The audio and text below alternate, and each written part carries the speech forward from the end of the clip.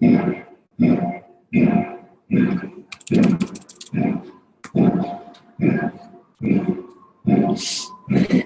you guys hear me? Hello? Good morning. Oh, I can hear you. It's Irene Hurley. Hi, Irene. Nyla, I can't hear you. Can you hear us?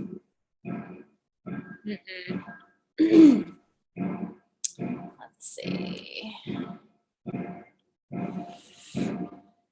Do you see in the bottom left, there's like a microphone?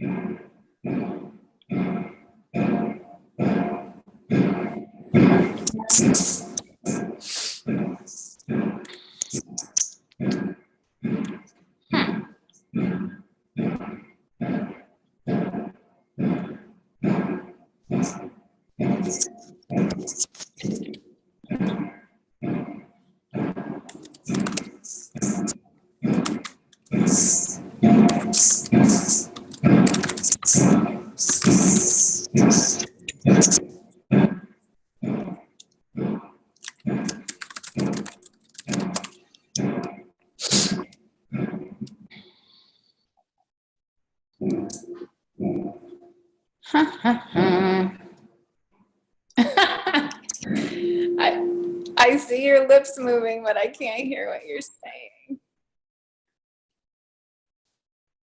Huh.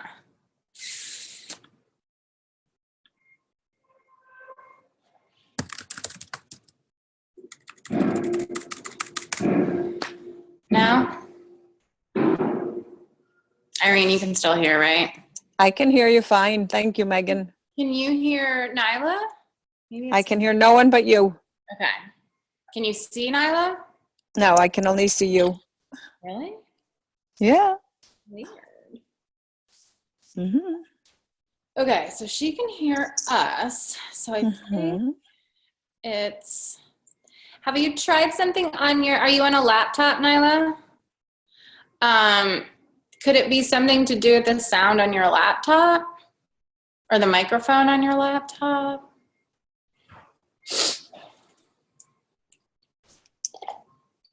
I don't know. We're expecting 7, so I guess we'll just kind of hang out here for a little bit. I don't think everyone will come, but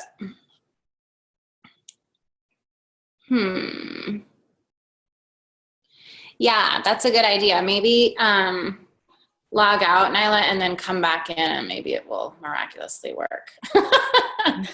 Technology. We always spend the first 10 minutes doing this, so all good. Yeah, exactly. Okay.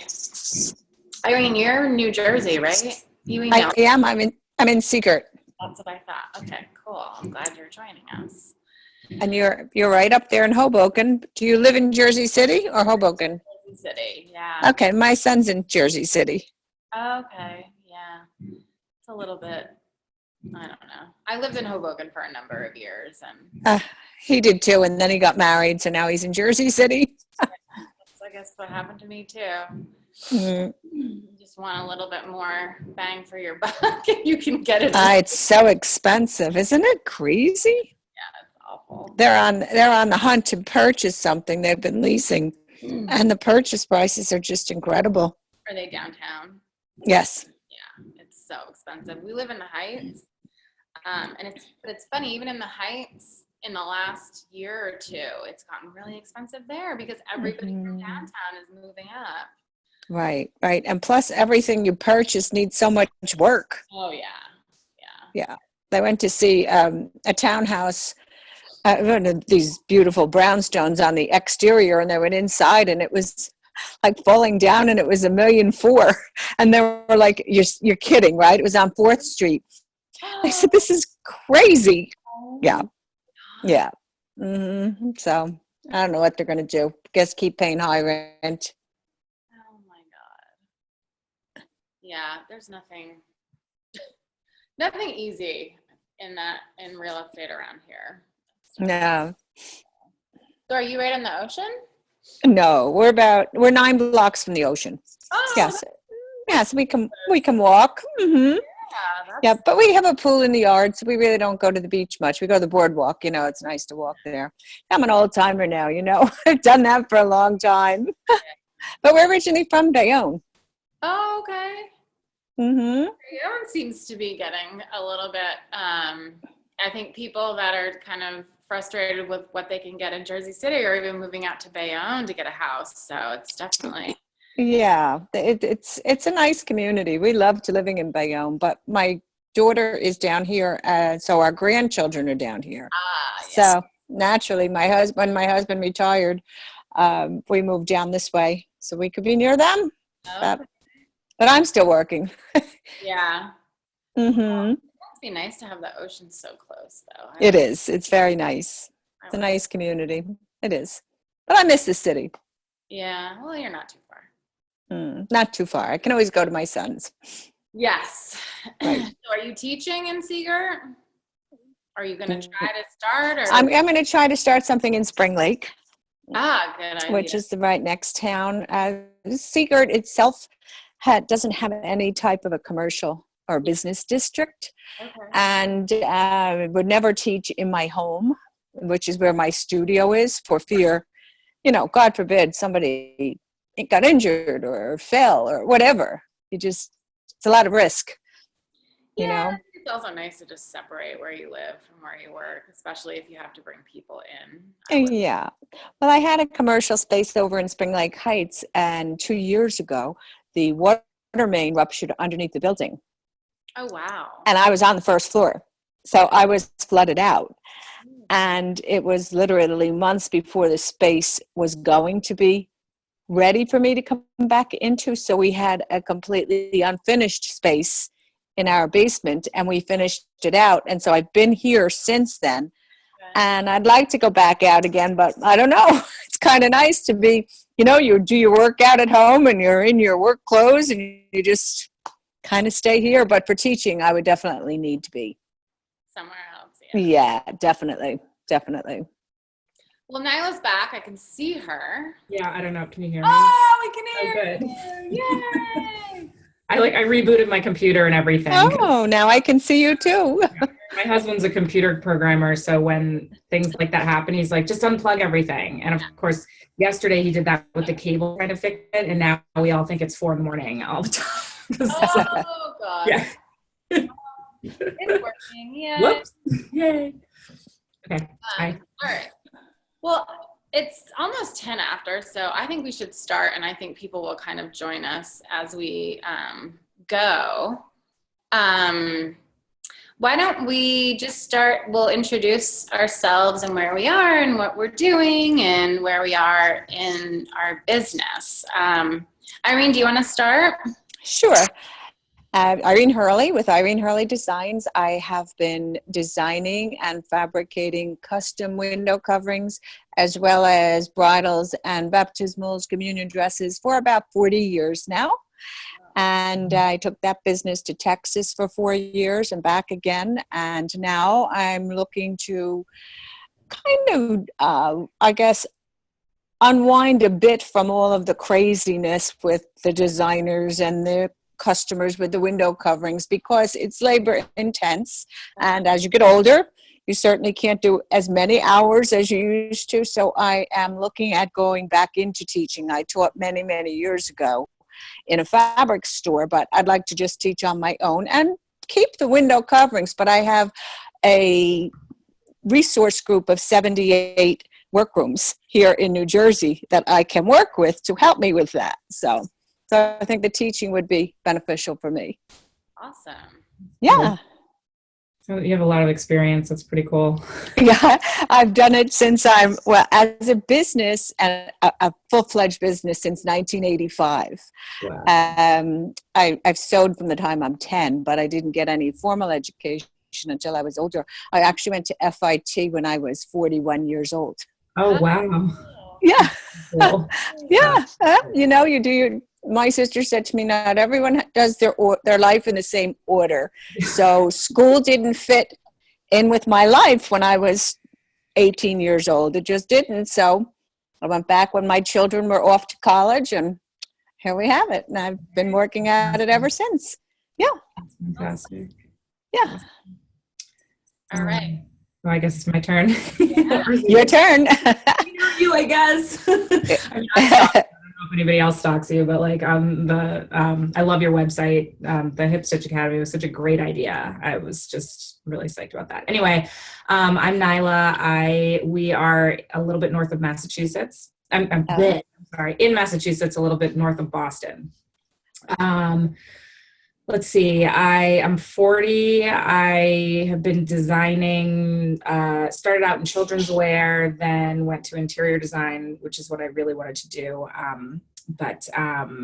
And I'm from New York originally, and went to actually Cornell for fashion design. That wasn't very fun. So then I switched to FIT, and then I ended up working sort of in more of the corporate design field for years. And then September 11th happened. I decided I would move to an island in the Caribbean. So I left. Wow. Great idea. That was 2001. And I haven't lived in New York since. I ended up meeting my ex-husband, got married, had a baby, lived there for like 5 years, got divorced, I came to Massachusetts because my grandparents are here, and they were getting really, really old. So I then was reconnected with my current husband. We had 2 more kids. And so I haven't really like worked other than in the sales field for a long time. I was selling real estate for a while. But I've been sewing my kids' clothes and sewing. And I, wanted to get back into the design field recently. So I wanted to start a children's wear line, and it's very difficult and it's a ton of money and very sort of difficult because you don't get to do the fun part of design. I mean, I don't know if any of you have ever been designers. I know Irene deals with design, but it's like it's a lot of planning and all, it's not the tactile fun part, which is where I sort of am right now. I also homeschooled my kids my oldest is 14, 4, and 2. So my oldest, I homeschooled for a couple of years. So I like kids, and anyway, so I have a whole studio that I rented for homeschooling that then she ended up going back to school for middle school. And but our house is really small. So I rent this separate space that's really inexpensive, and it's really nice. And it's like rooms and a bathroom and whatever. And so I was like, oh, okay, I'll design a children's wear line. And that really didn't work out for the reasons I just said. It was just not what I wanted to get back into in my life. So I started Googling, okay, what in the universe am I going to do with like this space and my tables and my tons of sewing machines and all these ideas. And I came across Megan's website and a ton of other websites. Actually, there's a lot of studios out there that teach sewing. And it wasn't a thing when I was in school or when I was, and in New York, it wasn't, I don't know, it's a new thing. And so it's one thing that this community does not have. We're a very artsy community and a very affluent community where there's a lot of kids that do after school activities. But one of the things is they don't have anything in school anymore. Like there's a fashion club at the high school, but they don't actually sew. They don't have machines in school. So I think I can maybe fill a void, and also in the community and in myself. And so I'm at the very beginning. I haven't started teaching anybody yet. I have, but I have like everything that I need. My studio will be ready to go in like within 2 weeks. I have like, and I'm ordering 6 machines. And I'm kind of excited. I don't have a name yet. That's like one of the things that's ridiculous. I have an entire website with no name. So my web person can't like really do. So how can we go to your website? We don't know your name. You go under your personal, I guess. I know. So I need to, and then, there's going to be like a marketing phase or whatever, except that it's a small town And I already have, I mean, there's literally people like, oh my God, really? That's what you're doing? That's so awesome. Like at least adults. So one of the big things that I have questions about that I can't really glean any information from online. I mean, I have a lot of, questions that I can ask Megan later, but is the fabric piece, the supplies piece, what, are you wholesalers? Do you put kits together for your people? I would assume it's different for adults and kids. Do people bring their own fabrics? I mean, I have all the other supplies. It's the fabric really, because I also go to Europe every year to visit my best friend for like 3 weeks in Paris. And I've been bringing back fabric from those places and wondering if that is something that I market as like a thing. So anyway, that's where I'm at. I'm sorry. That was like a 10-minute diatribe. No, it's all good. Welcome. And in the meantime, Cynthia has joined us. So Cynthia, do you want to introduce yourself and kind of where you're at with your business and why you're joining us today? Can y'all hear me? We can. It's a little quiet. Can you hear me now? Oh, yeah. Okay. Well, I guess I have to move up close.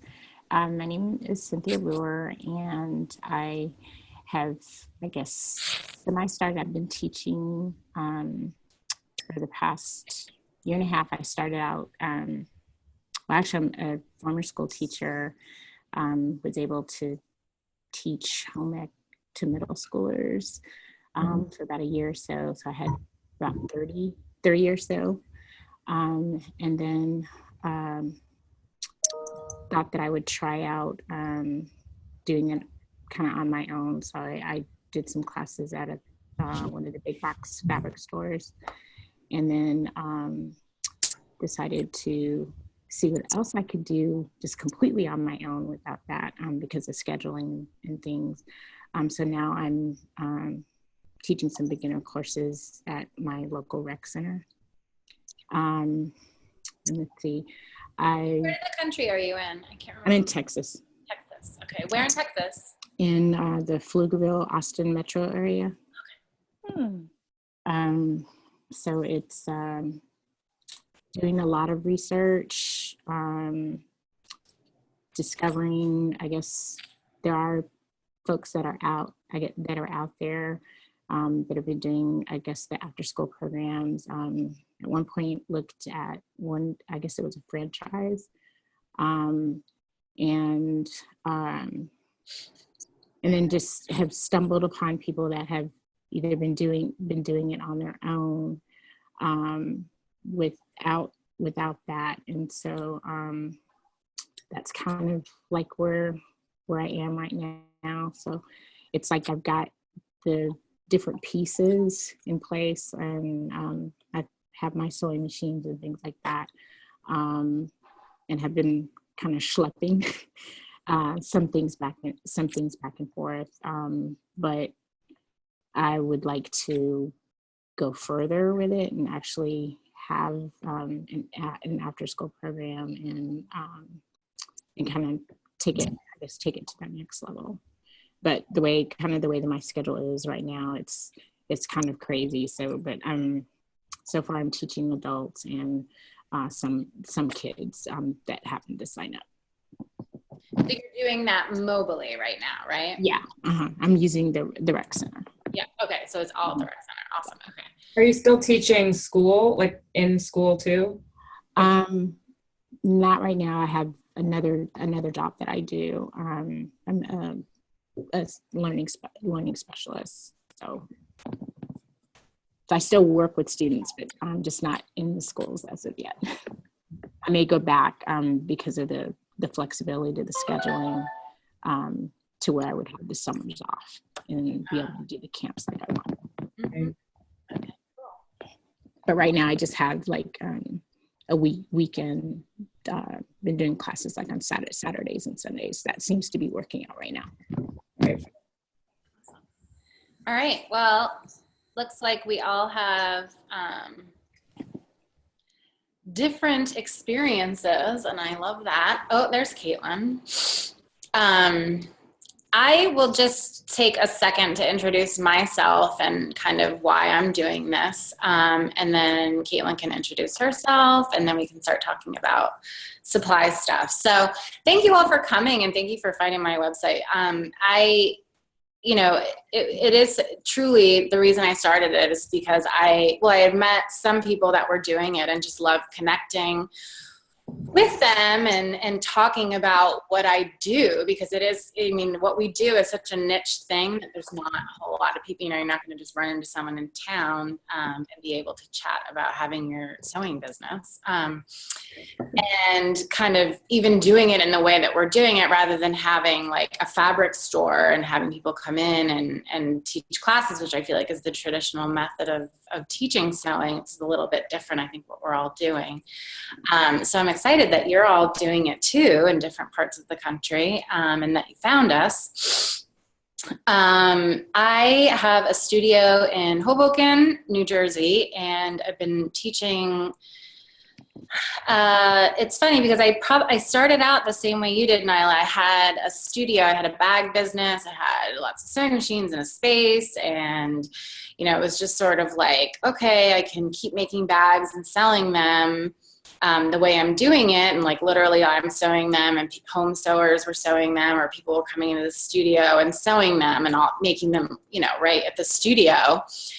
But if I wanted to grow that, I knew I was at a point where I'd have to figure something else out. And it just wasn't what I was interested in. I wasn't interested in figuring out how to have bags made in a factory. And I don't know, I just liked the sewing aspect of it. So I started teaching people in the space, and that kind of took off. And, we started out with just like handbag parties and people coming in and learning how to do that and just expanding. And then as we did more and more adult classes, then we started doing the kids classes, and people have really responded where I am. And, I can walk down the street, and if I see a little girl, she's probably been in my studio or taken a class at a school or been at a birthday party. Sewing has kind of touched, I feel like, and I'd say a little girl only because it's mostly girls. We do teach a lot of boys as well, but it's amazing that it's this, sewing, which is such a thing that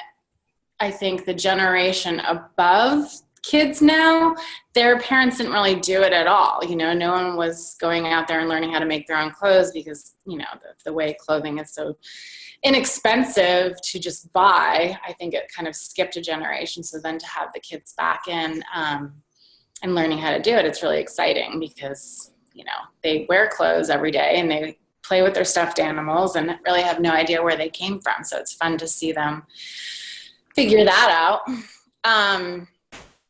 And so what was I gonna, I'm totally got thrown off there for a second, but it's something that,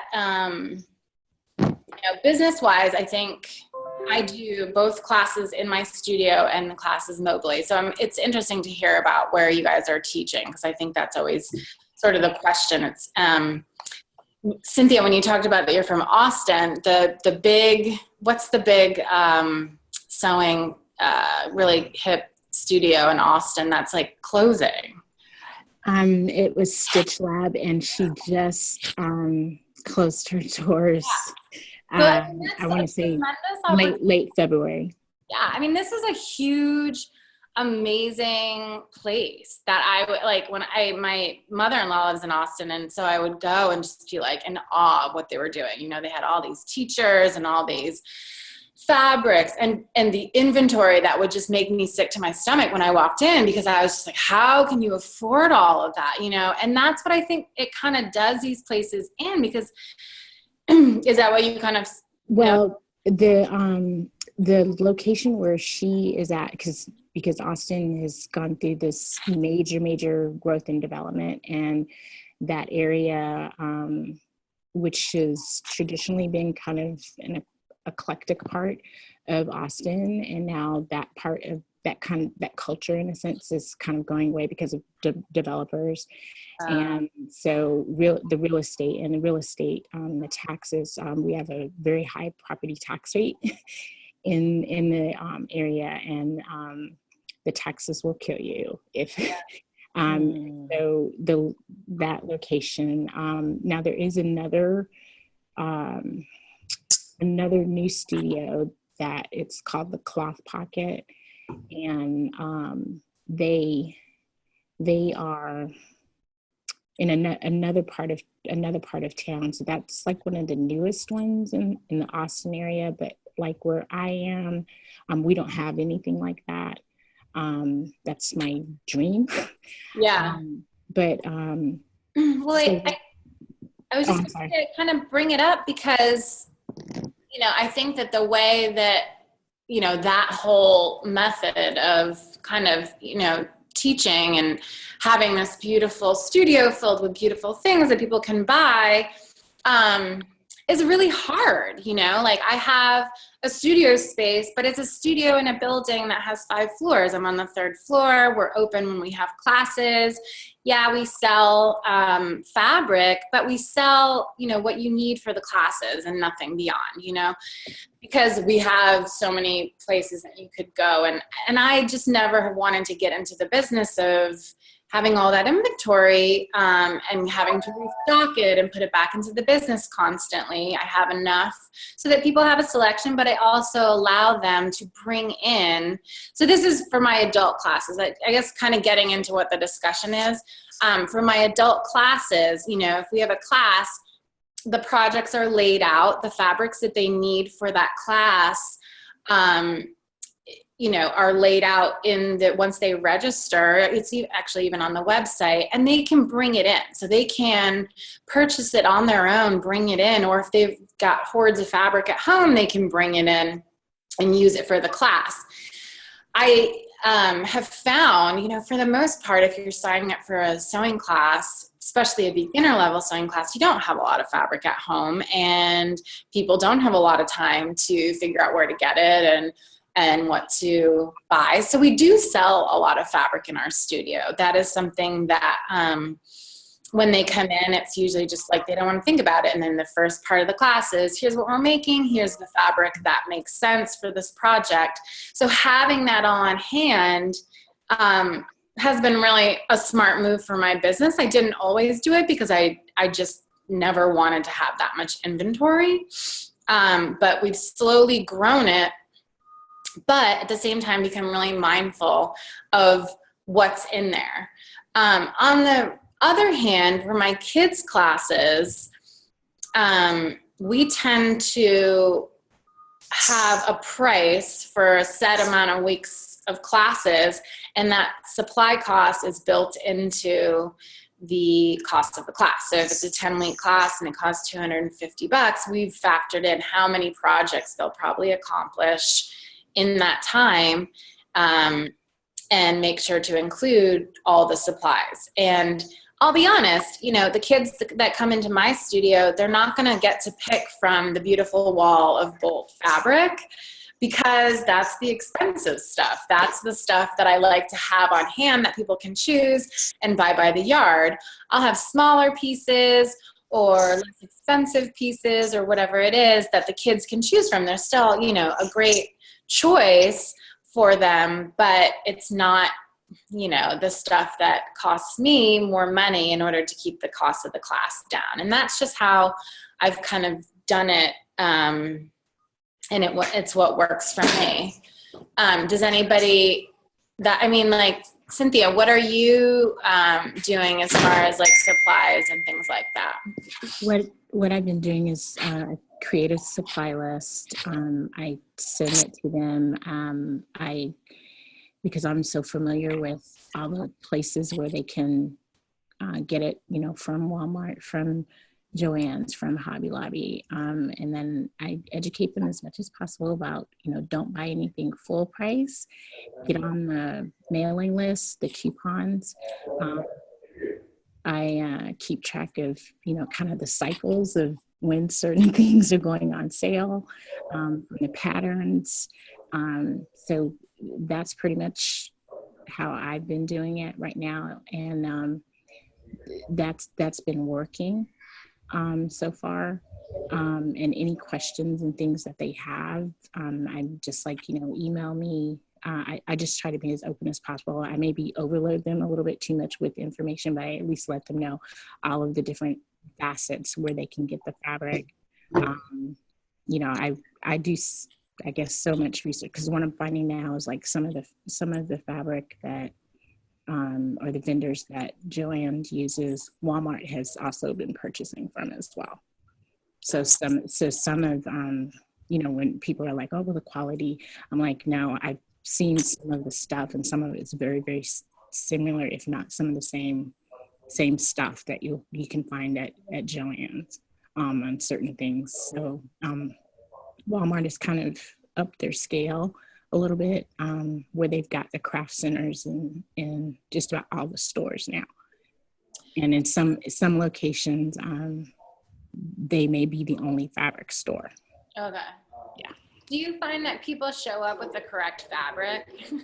I always feel like when it's like up to people, you know, I have a class where we teach pajama bottoms, and everybody wants to come in with this like really cozy knit stretch, you know, fabric, and you're just like, you know, you're just like, or not even a good quality. They'll come in with like a real slinky knit, you know, that's just like impossible to sew with. And even though you've laid out, do not buy knit, buy, you know, for this class, we just ask them to buy quilter's cotton, because that's the type of, you know, project it is. It's a real simple elastic waist pajama bottom, and people still come in with the wrong stuff. And then you're like, you feel bad because they've bought it, but yet they're going to struggle, you know, and not finish the project maybe, or just be frustrated because the fabric is so frustrating.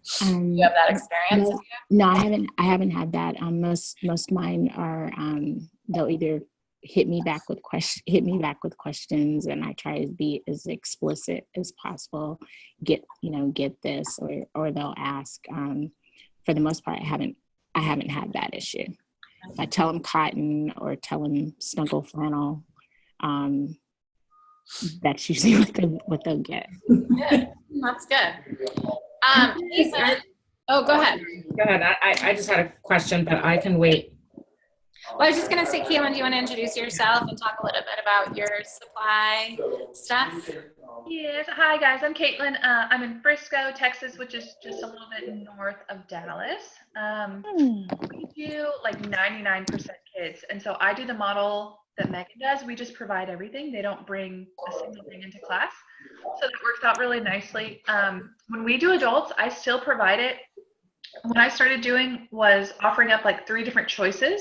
The fabrics, emailing them out, they just pick one, and then I just provide them. Because we did have one kind of horror story thing where I bought like $300 worth of fabric, and none of the adults liked any of it. It was so hard. They were like, it doesn't match. And anyway, so I just started like kitting it up, you know, and I'm like, you get A, B, or C. And so that's kind of what we do. I don't have any supplies that I sell yet. One thing I have been thinking about though, there are a lot of these vendor fairs around here that are amazing for advertising, but they want people that sell something, you know? And so I'm really trying to think about what I could sell. I don't know. I've just kind of been toying around with it. I don't know what the answer is, but kits or something, like maybe put together like a kit of a project they can make, and included in the price is them coming to the studio for free to sew it or something. But I'm kind of trying to dream up something. So that's it. So have you, Kaitlyn, you just moved into a house that has a studio. Have you opened up the studio yet? April 1st, they're starting construction. Whoa! Well, they're not opening April 1st, but April 1st they start construction, and it takes 6 weeks. Okay. So we had to renovate our whole house, so I needed a breather. All right, that's exciting. Okay, so you'll have a studio right behind your house for classes. What about you, Irene? Are you teaching at all right now? I'm not teaching at all right now, no. I'm in the process of planning it out. First classes will be geared more towards the home deck end, because that is what I do mainly, but I won't be teaching construction of draperies and that kind of thing. I'd be more into the embellishment end, like a Celtic applique, like prairie points, maybe some quilting in with it, you know, just a little bit different than the typical studio might be. When I taught sewing years ago, I found that adults were my hardest customers to teach. I liked teaching the children better. And I think one of my kickoff projects will be a children's class involving them in a charity. I'm involved with Little Dresses for Africa, and my grandson's school, they're at St. Catherine's in Spring Lake. They're working with a school in Haiti. They're building a school in Haiti. They're having fundraisers to build the school. So I hope to engage the older children into a sewing project where they can help make the little dresses, and we'll send them to the school, but maybe for a fee. So it'll be a volunteer project on my end, but it will get the children interested in sewing, and they'll be helping someone out. So that's where we're hoping to head. Cool. And then what about you, Nyla? What experience have you started? Or, I mean, if you... Yeah, no, it's funny because everything's like blah right now because it's all coming together so sort of quickly, which is good. But it's sort of, you know, as the idea turns into reality, you're like, blah. So this is actually one of my biggest things because coming from the design end of things, I'm kind of like a freak about fabrics. Like I love them. It's like they're like my pets. I have my like beautiful stash of fabrics. But one of the things I found, especially my homeschooling experience, is like, it's because I'm not a teacher, I've never been a teacher, is you need to keep sort of real focus on, and so I like, you know, Kaitlyn's idea of offering choices because it really focuses, but also I think for me, one of our biggest problems is the closest fabric store is like, I mean, I guess it's like a half hour away, but we live on sort of a little peninsula, so it seems like, oh my God, you want me to drive there? Like, you know, and then the only other one in like hours of here is in Boston, and that's, and the parking alone would take you an hour. So, you know, to ask somebody to buy fabric is kind of, or to go pick something is kind of, I know that they'll do it, but I also am wondering if anybody thought of, does anybody have wholesale accounts, first of all? And do you give choices like in advance of, you know, I'll place an order by, if you pick these fabrics by this date, and you can, you know, do it sort of that way. And if you're doing kits, I know that so here's, one of my big things is putting together kits, which I think is a great idea.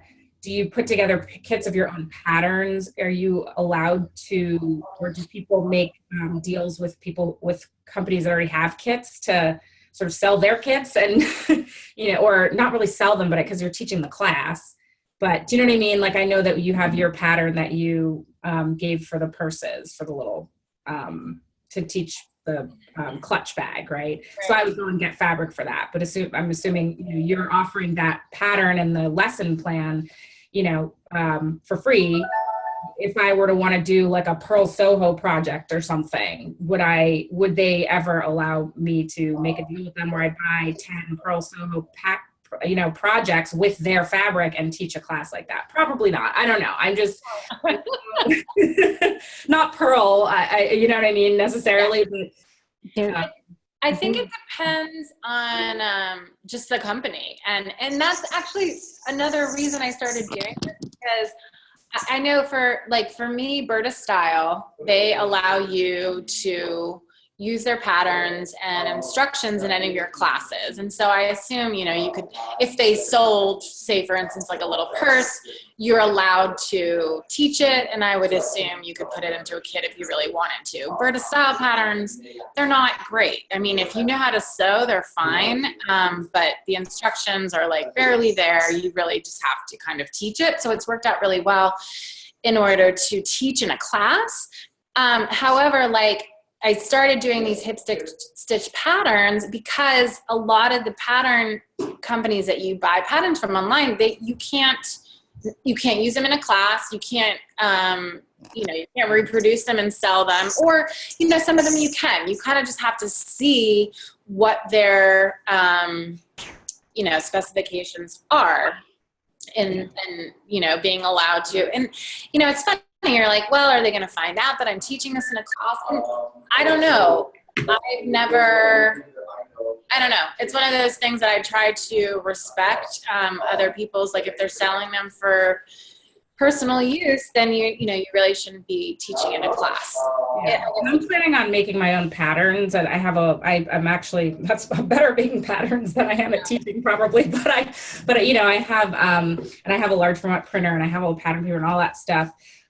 There are, I know, like I said, I go to Europe once a year for a little while. And so there are some people who make kits of these beautiful like dolls and things like that. And one of them is made by like nuns, and it's this amazing little, and so I was going to try and, you know, talk to some of them, because none of their stuff is in the United States. And maybe they would want to make a deal. I don't know. But for the fabric end of it, I find that, I don't want to get into carrying inventory. I don't have a storefront. I want to keep it that way. If I ever get that big, I would have a separate storefront, or, you know what I mean? It's running a fabric store. I don't feel like the two are going to go hand in hand for me at this time.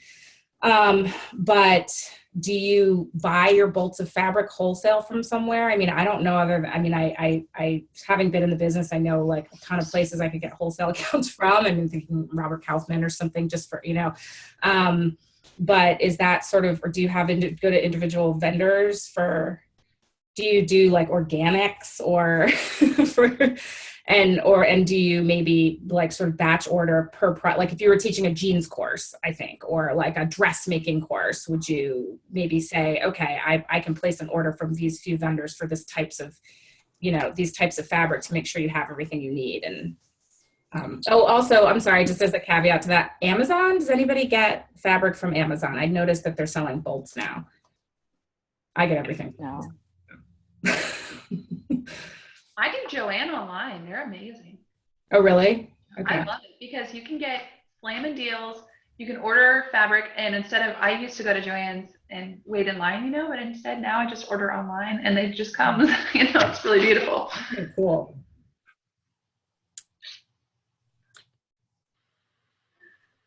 Okay, I'm done. Well, Megan, do you get your fabric wholesale? Well, Megan's frozen on mine. I don't know. Oh, she's frozen too. She's frozen. I think she does. Okay. The only thing about Joann's is I noticed that there's, but see, this is just me. This is a problem like coming from the design field, is that I'm like, I go into Joann's and I'm like, oh, I don't want to make a lot with what they have here. But then I'm teaching. So like, I have to put that aside, what I want to do, and it's my students. And so for kids and stuff, that Joann's is like great, right? Like the quilting weight fabric is good for most things, probably. Yeah, I mean, they've got cherries and donuts and whatever geometric patterns, and kids are all over it. So I really like it. I mean, I kind of looked into some of the wholesale fabrics, and at Joann's, I mean, I can get it with a coupon. You can get it for less than some of the wholesale places. Not every, but sometimes. So. Okay. And some of the wholesale companies want you to purchase a certain amount. Yeah. Like I think Moda requires you to purchase, I think, at like $200. And I can't remember how many the other ones are, but there's other companies like fabric.com. They're based in Georgia, and they have wholesale accounts. Some you just kind of have to check around, because there's some that have minimum requirements, and some that will let you just buy whatever you need. Yeah. And see, the trying to think, what was it? Oh, there's a company called michellepatterns.com. And she has like a teacher license to teach her patterns for classes. She usually does like little bags and wallets and things like that. she licensed it. I think it's like $20 a project or whatever. And then when I was teaching in the public schools, there's a company called NASCO. And they have a sister company that puts together kits, the sewing kits and things like that. They have the instructions and the specific skills and things like that. You can order their catalog and stuff online. Great, thanks. Those are great. That's great to know. Did you mention Checker at all, Kaitlyn? What's that? Sorry. Did you mention Checker? I lost you guys for like 5 minutes. No, I didn't. Oh, that's the one that I use. They're just a distributor, so they have all the manufacturers. It's just older seasons. So whenever the companies have leftover yardage, they'll sell it to Checker, and then Checker will they'll sell it to people that have a wholesale account. Again, it's like I think the minimum opening order is pretty high, but then reorder is 200 or 250. But they've got everything, and they've got a great sales section. But like Kaitlyn said, sometimes you can go to Joann and get it for even cheaper, because usually it's between $4 and $6 a yard. But I like it because I don't have a Joann, number one, for me, and number two, we're doing enough business that running to like the fabric store all the time, I just would rather not do it. And as long as I can recoup the cost of that fabric in the class that I teach, then I'd rather just order by the bolt, and then I've got a bunch of it. And but that can be expensive when you're first starting out, because you've got to place 15-yard bolts of one fabric, and then you're like, oh man, I hope people like this fabric, because I got a lot of it. So yeah, that's kind of what I do. And I don't know what I do, but I attract like people, especially I guess because of where we are, like people don't have room to keep anything, so they want to get rid of their fabric stash, or maybe their grandmother passes away and she loved to sew, and so like once a month, it's great. I'll get an email of somebody trying to clean out the fabric stash. And, sometimes the stuff that you get, you're just like, oh man, I'm just going to throw this away because it's really dirty or whatever, and the fabric stained. But sometimes it's great fabric. And so I hold on to that. And, I'm the first one to sometimes I'll have a bunch of nice choices, and then I'll throw in some really awful choices. And honestly, in the kids' classes, they don't know the difference. They're just like, whatever, you'll see this fabric, you would never make something in a million years, and kids, they'll see it and go, wow, this is really great fabric. So I try to use it up that way. So I'm pretty frugal when it comes to fabric. That's just my 2 cents on fabric. So, Oh, Craigslist, yeah. Yeah. Oh, look at that. It's a little message. I actually saw on someone's website that she put a call out in the beginning of her business to the community saying that if she's taking in fabric, and she got mountains of it, and she was like buying fabric for like 2 months or more. No shame in that. I believe that wholeheartedly. And especially because if someone's just going to throw it away, why not, I'm all about like use it, if, rather than it be going to waste, right? Yeah. All right. What are others? I'm going to pull up that email.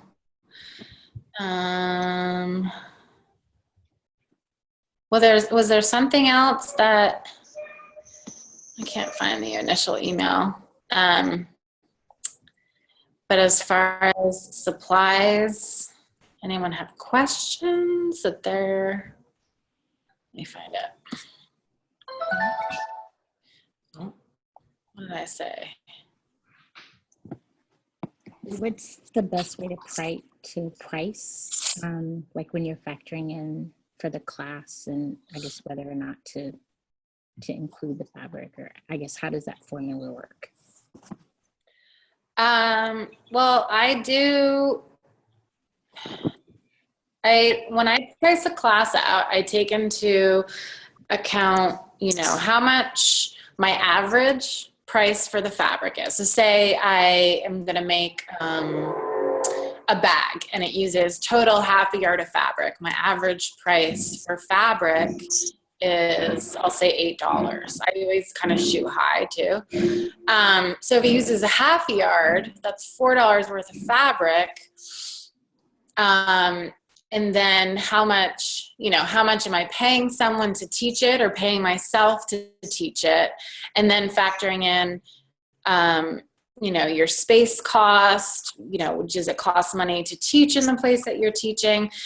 So I just kind of look at every single thing, and put that together. So I guess as far as supplies go, yeah, it's just figuring out exactly what goes into a project. So if a stuffed animal uses a quarter yard of fabric and however much polyfill that you need, make sure you have a solid cost for what that project costs. And then, pad it a little bit just to make sure. I think, I don't know, I've talked to a lot of people that are starting out their business, and just even in my area, I network with a lot of people that are starting businesses, and it's like they just sort of shoot low with pricing because they're kind of afraid and not sure what they're doing. So they're like, oh, I'm going to make my prices really low. And I think it's so important to really focus on your numbers when you're starting out and make sure that you're covering the cost of everything that goes into a class. And make sure that you're paying yourself. If you're not paying somebody else, make sure you're paying yourself what you're worth for that class. I think we're all in. Nyla, are you in Hull, Mass? Where are you exactly in? Oh, I'm in Marblehead. It's right next to Salem, where the witches were. Oh, okay. You were saying that it's fairly. People have money where you are, and they'd be So I mean, my daughter is my oldest is 14, and we've been paying for these classes or different classes of various things for a long time. I know, the homeschoolers gravitate towards the $10 an hour classes if they can find them for, but, we, for art, there's no art and crafts in school at all, anymore really. And so, I think they get 1 hour a week. And so we paid for a craft class for the last, 5 years. It's, $25 an hour. But the things that she makes are literally museum worthy. And they're beautiful, and most of it is it's the materials cost. And so I became friends with the teacher, and that was what separates her. She keeps it very small. Her classes are 4 or 6 people, and she charges more, but her classes are always filled. And part of why a lot of people go there is because they're discerning about what comes out of the class. It's not just another finger painting and it's not just playtime. She's really teaching them. And so, that was one of the things with me. I'm a real stickler for the numbers. I don't want to lose any money on any kind of on any supplies. But one of the things I was thinking of was maybe having teeters. There's a certain, at least for the adults, there's fabric that comes with included in the price. And then if, you can choose from some other fabrics that I might have for a higher cost if you want to kind of thing. Obviously for kids, that's not a thing, but because people just could get killed that way. So anyway, it's around here. I think the going rate is anywhere from $15 to $25 an hour. And some of those are 1 hour and 15 minutes, it's still more $20 an hour. The ones that are on the lower end are more very specific, a watercolor class, or, it doesn't, you're bringing your own materials, and it's just you and the instructor to put that into. So. Yeah. So, okay. So definitely that, put the value on it. And I think it's interesting that you brought up the things that come out of the class. I think in general with a sewing class, that's the other part that you have to remember in pricing your class. It's not just, painting on a piece of paper and you're going to go home and then mom's going to go, what am I going to do with this? I've got all these things.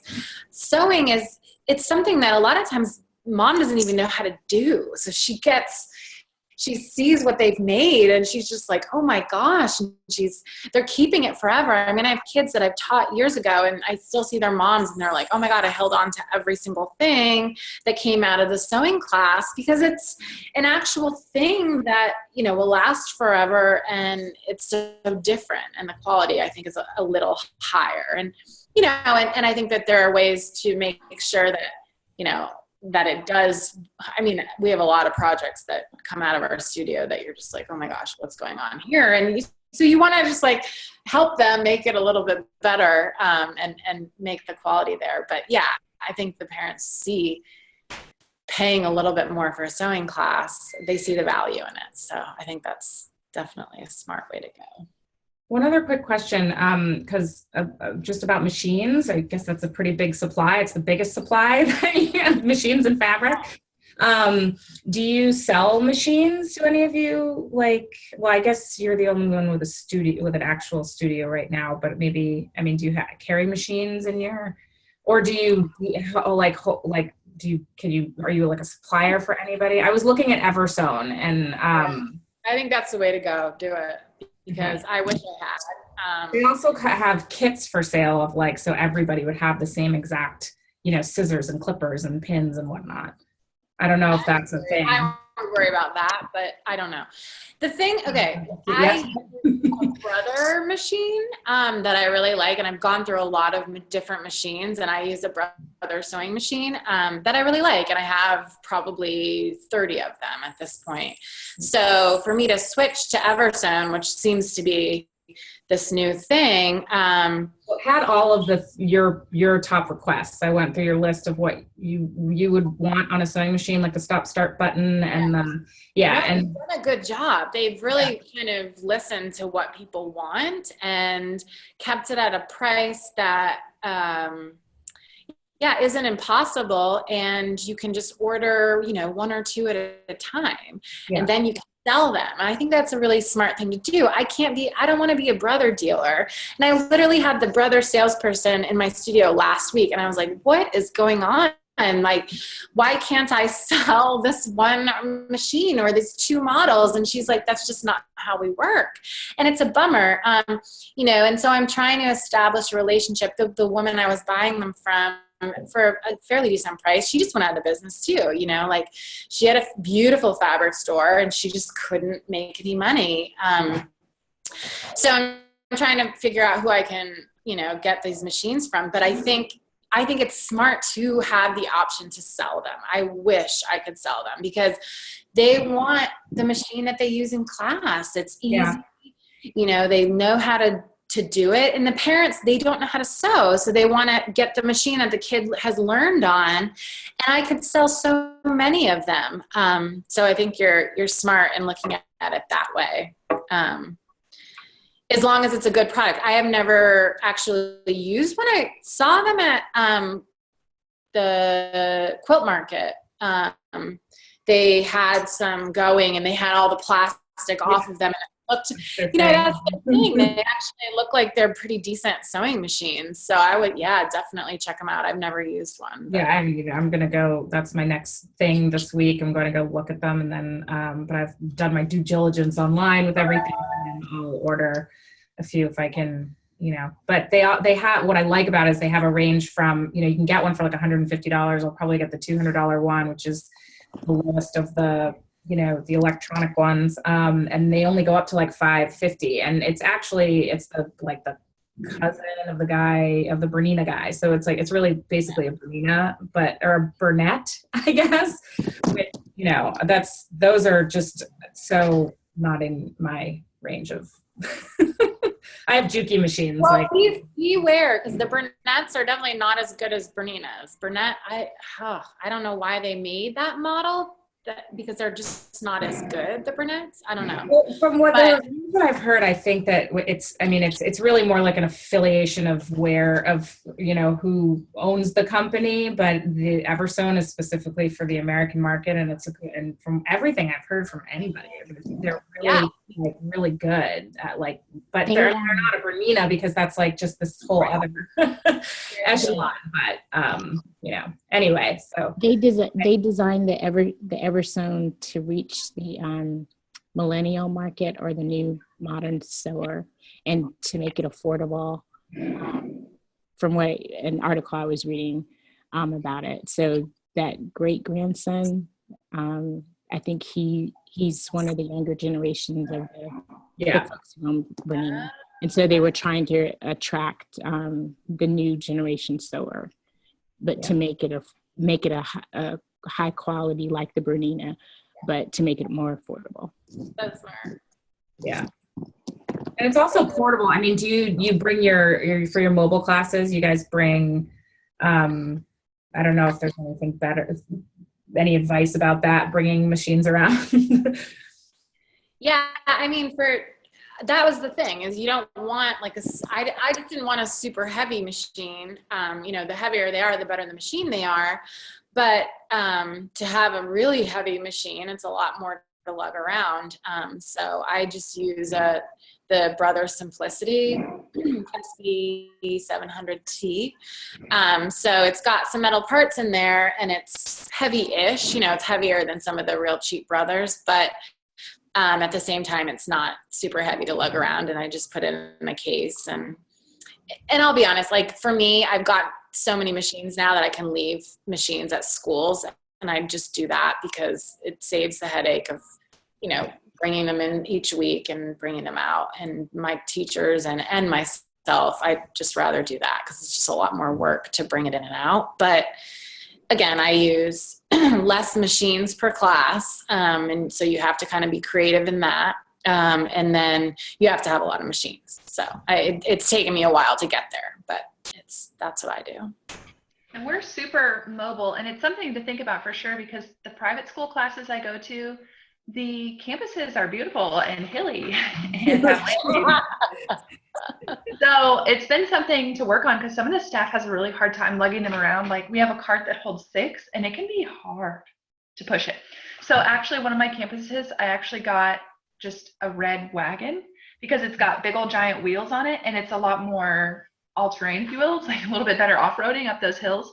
And so I did that in one of my classes, and then the rest of them I just use this nice little cart that we have. But it's something to think about. I mean, if you go up to 12 kids and you have to lug 6 machines, I mean, you know, that's a good workout. And so I know another friend of ours, Lacey, she said that some of her staff has had trouble like physically with that, you know, lifting and lugging and everything. So it's good to find like a nice heavy duty cart for all this stuff. But I wish maybe we'll get to the point where we could leave them. That'd be nice. Be nice for sure. Yeah.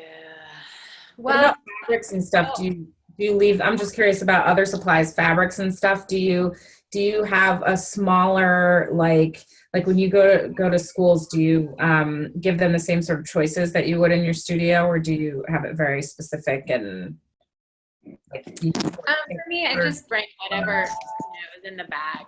Right? Here's what you get to choose from. So yeah, there's definitely not as much of a selection, but you know, I think that you can't bring the whole supply if you're lugging it to the school. But yeah, I'm a big fan of leaving a lot of stuff at school. It's like I carve out my little place.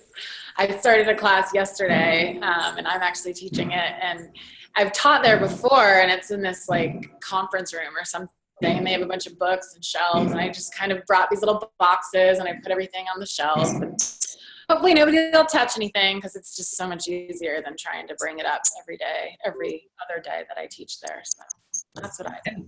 One last question, just scissors and all that kind of stuff. Do you have a place there where you order that? Is that a good thing from Joann's, or is there another? Megan, what's the name of those scissors we found? Oh, Kai, the KAI. I think they're amazing. Yeah. You have a pair. They sell them on Amazon, and they're not that expensive. oh my gosh, we bought those babies for like $9 or something. Yeah, they're so much better. Scissors cost $7, and they're so terrible. Yeah. Why is the way. Yeah.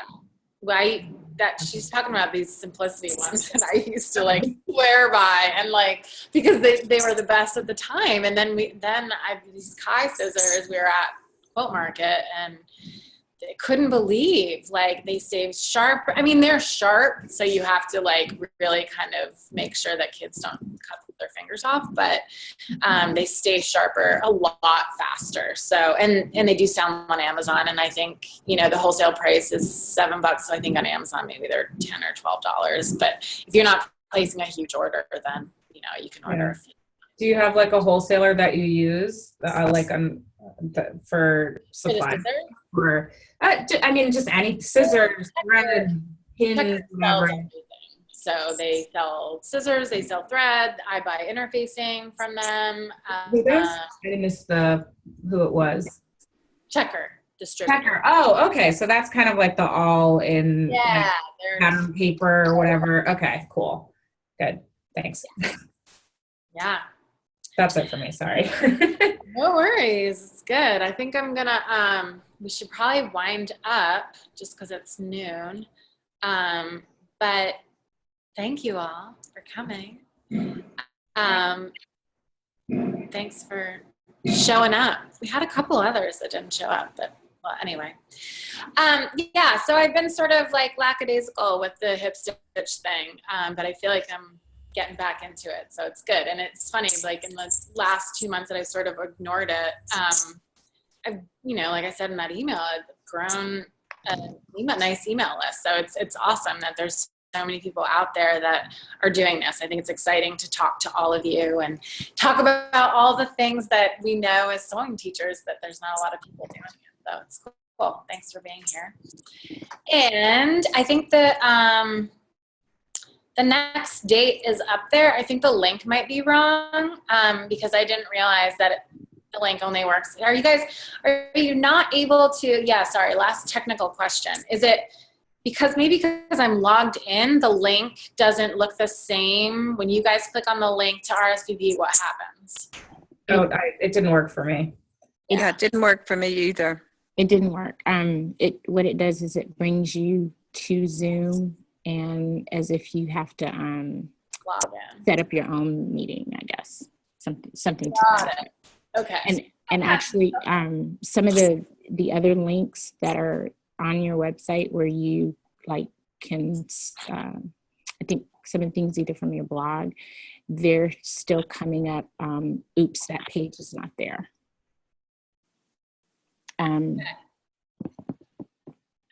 I can. Did the one that you were trying to download eventually work? Yeah, that one eventually worked. Okay. You have a couple others in there, like I do my own website.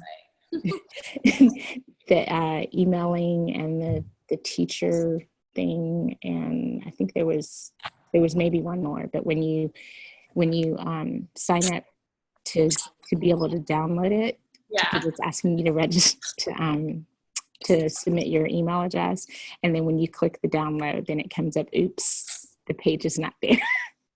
Oh, okay. I'll figure it out.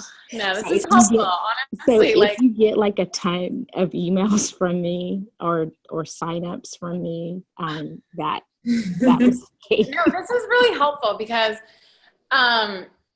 you know, it's just figuring out how to have content that isn't viewable to everyone, but only viewable to those who sign up for it. So it's a work in progress. I appreciate your patience, and you actually showed up. I was just so excited. So I was like, oh God, yes. Oh, good. All right. Well, I'll figure it out. I promise. And we'll definitely, you know, sign up for the next call. And Nyla and Cynthia, you both kind of sent some emails with specific questions. So I will, I'll probably follow up by phone at some point, maybe this afternoon or tomorrow. We can talk about your specific stuff, but I'll definitely be in touch. Right? For me, actually, if that could be either tomorrow or actually more like Friday or later, because I'm not kidding, my phone literally like it just shattered. So I have to get a new one tomorrow. Why don't we do this? I'll set up times with you guys via email, and we can Thank figure you. it out. No worries. Cool. Yeah, Today's been like insane. Everyone's calling. good. That's awesome.